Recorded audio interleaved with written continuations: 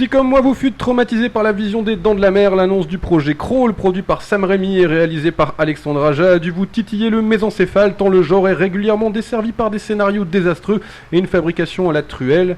On s'est donc plongé pour vous en eau trouble infestée de sauriens, armés de chicots. On en parle juste après la bande-annonce.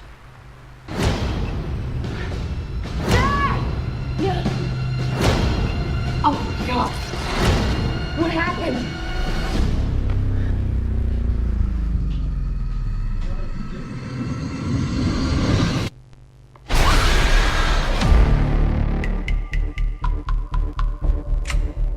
Haley, are you hurt? I'm fine. Hello, can anybody hear me? I'm trapped with my father in our house in Coral Lake. Please send help. Haley! Wait, down here. Le film est réalisé par Alexandre Aja, produit par Sam Raimi, et au casting on retrouve Kaya Scodelario et Barry Pepper. Et je vais en parler avec Sylvain en espérant que ton micro ne l'arsène pas trop. Est-ce que vous m'entendez bien? Oui, Nickel. extrêmement. Donc oui, donc Crawl, film de crocodile, Alligator, réalisé par Alexandre Aja. Donc on est en face d'un film plutôt classique au final, dans un style survival très balisé, Ouais. mais très bien exécuté.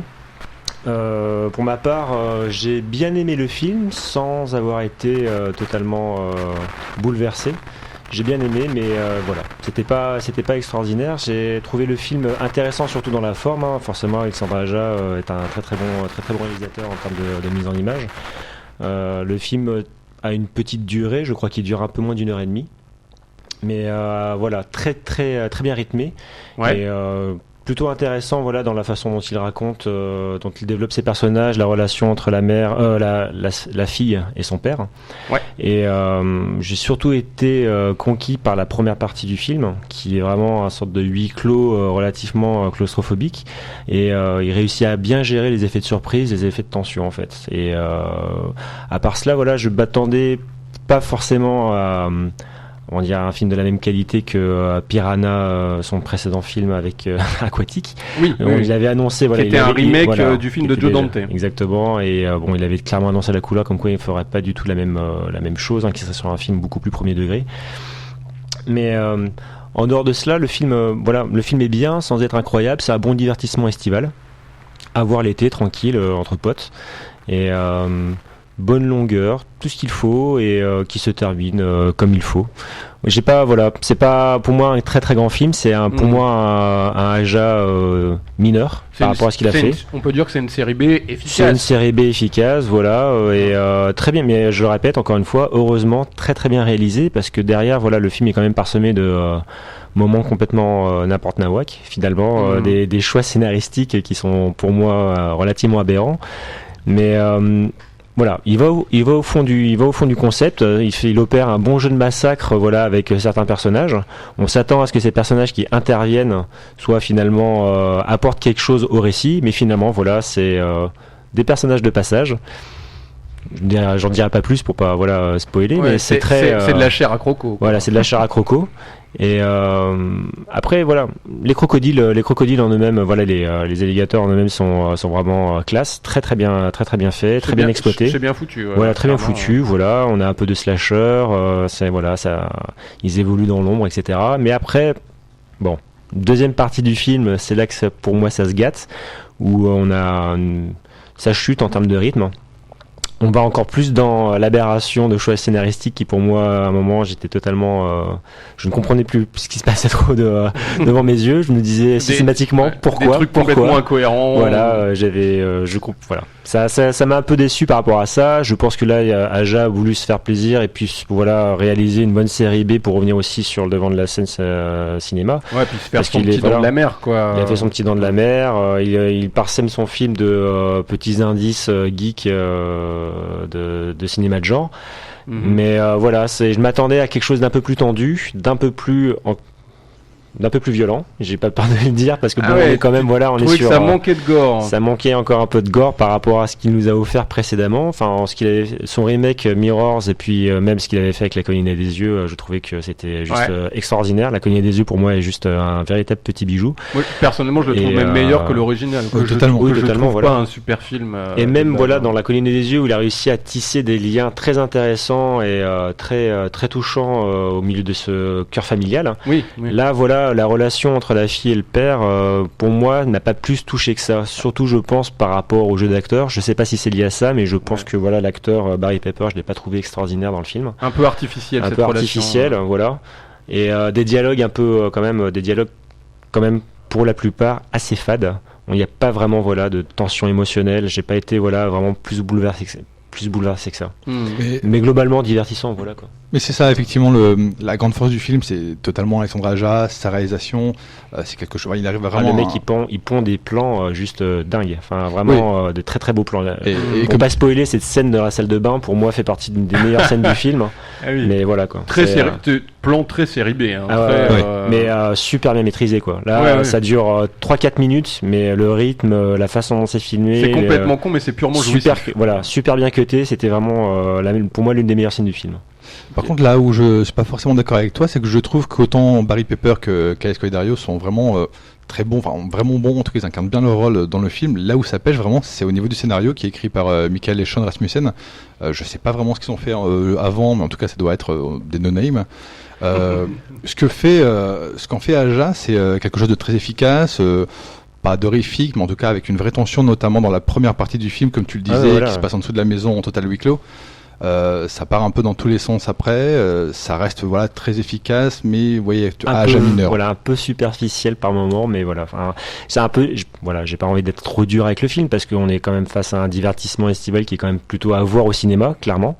Oui. Et l'ambiance dans la salle de cinéma en plus, ça s'est ressenti, c'était plutôt cool, mais c'est un film qui répond au cahier des charges de ce genre de production, quoi. Enfin, c'est pour le retour d'Alexandre Aja, je m'attendais personnellement à mieux.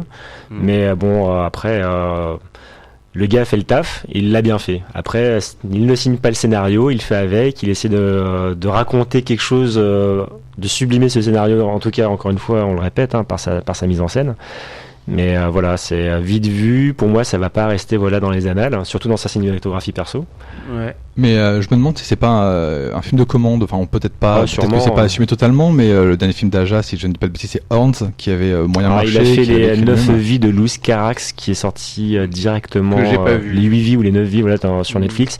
Il s'essayait un petit peu au film, un peu con. Il est sorti un peu de manière anonyme. Complètement anonyme, aucune promo, il a été balancé sur Netflix, en plus sans aucune communication. Si personne ne s'enseigne sur internet ou via la presse spécialisée, le film est passé complètement inaperçu quoi. Et Horns, j'ai trouvé justement Horns pour moi c'était un film très original et que j'ai personnellement adoré. Ah oui totalement, d'ailleurs avec Daniel Radcliffe qui est plutôt vraiment très bon dedans. Totalement crédible. Et Juno Temple qui joue son Love Interest et qui est également super convaincante. Mais j'ai de souvenirs, Horns n'avait pas fait un formidable score au box-office. Un scénario original, il a voulu faire quelque chose d'un peu plus risqué.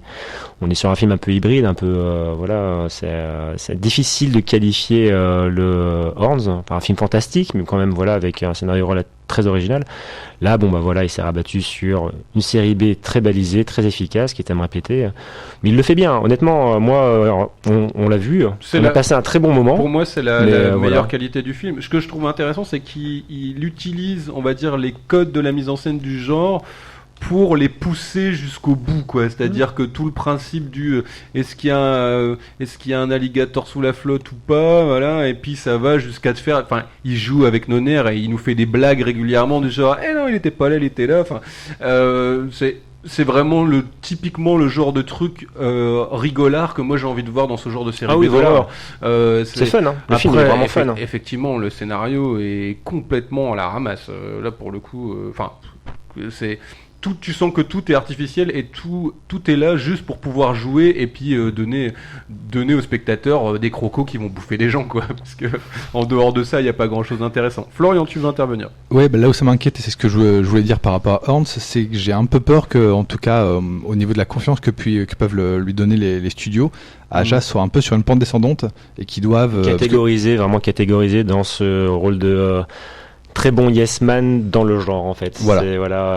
J'ai peur qu'il soit plus considéré comme un auteur par rapport à cause de ce film, en tout cas. Et moi, ça me fait un peu peur. Honnêtement, ça me fait un peu peur parce que c'est vrai, ça serait un réel gâchis quand on voit ce qu'il réussit à faire avec une caméra. Enfin, le film, on se répète, hein, mais c'est vrai que la sensation de claustrophobie, surtout dans cette première partie, est vraiment énorme. La façon dont il gère les apparitions, parfois fantomatiques des crotales. Franchement, c'est bien fait, mais j'ai peur. Voilà, j'ai un peu peur parce que pour moi, c'est un réalisateur avec qui j'ai une affection particulière. Enfin, j'adore ce type de réalisateur. Et c'est ça, en fait, on peut paraître un peu dur, alors que le film est vraiment très efficace. C'est parce qu'on aime beaucoup complètement. Aja. Mais ouais, voilà. Ah non, mais c'est un film d'amour au cinéma, c'est un bon film dans cette catégorie-là.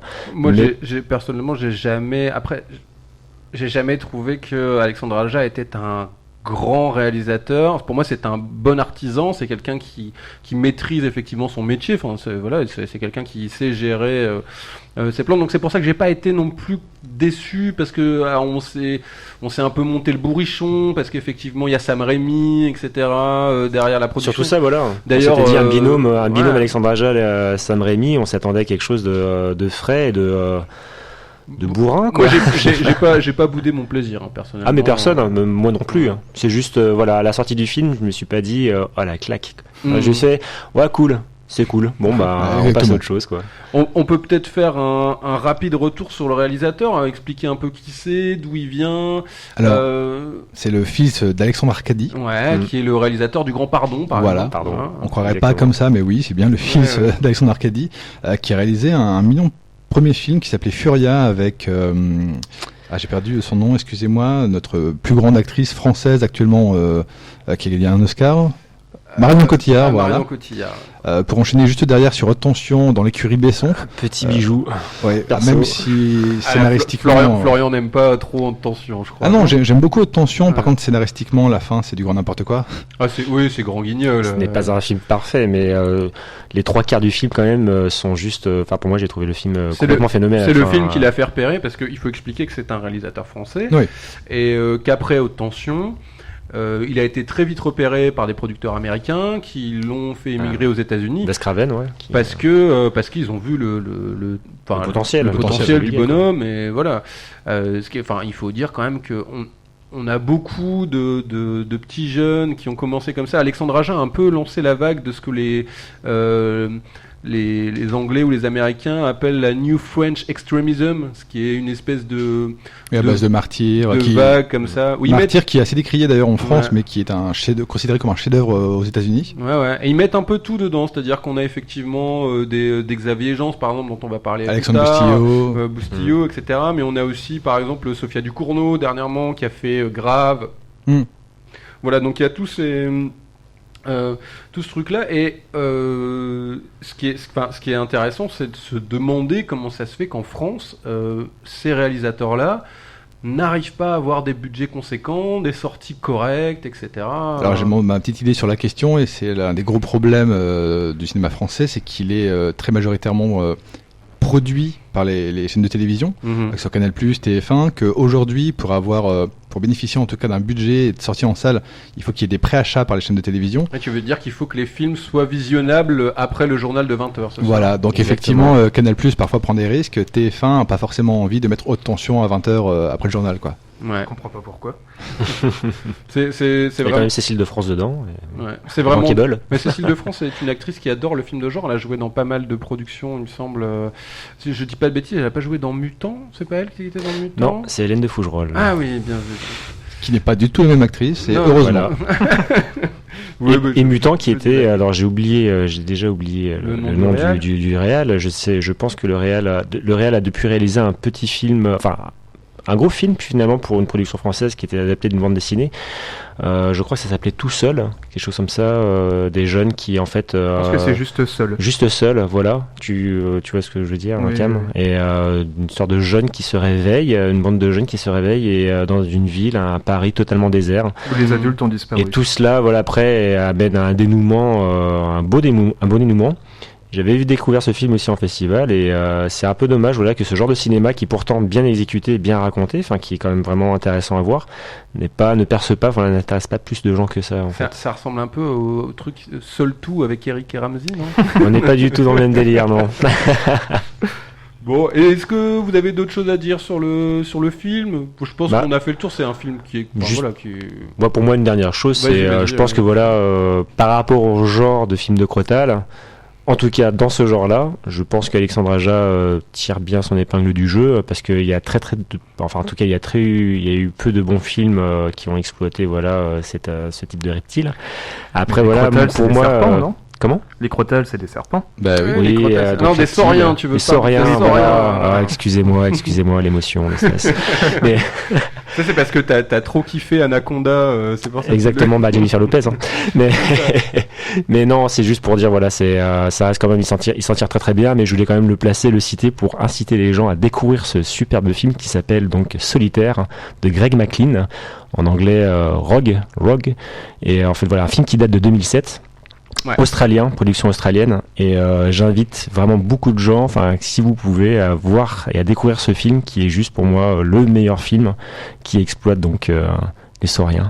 Il est dans ma liste, hein, parce que moi, Voilà. il faut que j'avoue, j'ai un petit kink, j'adore les films avec les bestiaux, enfin tout ce qui est requin, etc. Alors le problème, c'est que le genre est vraiment desservi par des trucs immondes et qui a été, maintenant c'est un peu l'apanage de tout ce qui est les productions Asylum, qui sont des séries Z. Mais tournées exprès pour être des Z avec Et des pas pris au sérieux surtout. ouais voilà, avec des méga sharks versus giant octopus, etc. Donc ils sont vraiment pas terribles. C'est pour ça aussi qu'on était un peu emballé par ce crawl qui serait voilà une qualité un peu plus respectable que ce qu'on a l'habitude de voir dans ce genre de production. Bon, est-ce qu'on a fait le tour? Ouais. J'ai dit tout ce que j'avais à dire. Ouais. Bon, et ben on passe à la suite.